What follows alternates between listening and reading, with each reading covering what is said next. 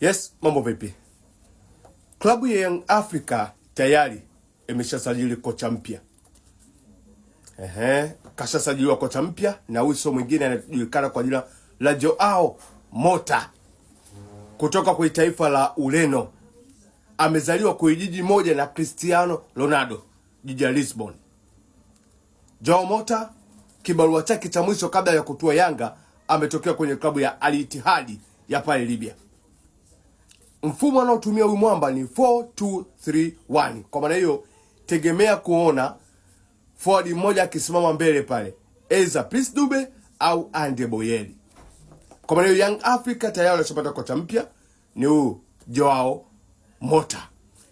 Mechi ya Yanga na Silver Striker atakuwepo uwanjani, lakini atakuwa jukwaani kule anaangalia mpira. Kwa maana hiyo mwamba Mreno ndio Yanga wamemchukua na ndiye mrisi rasmi wa Romain Folz.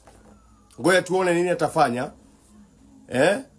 Japo kwenye soka la Kiafrika katokea kule Libya. Ngoja tusubiri Tanzania itaweza kuwini au la, lakini kocha mpya wa Yanga ndio huyo bwana Joao Mota. Kwa wazee wa mikeka namba 0682 635256. Ni cheki WhatsApp, mikeka ipo weekend. Kwa maana hiyo Yanga tayari wameshampata kocha mpya. Ngoja tuone na huyo kocha mpya atakuja kuleta kitu gani kwenye klabu ya Young Africa, lakini mwamba ameshatua. Joao Mota unaambiwa na balaa, unaambiwa acheki na mtu. Ana hasira kwa mchezaji ambaye anaharibu.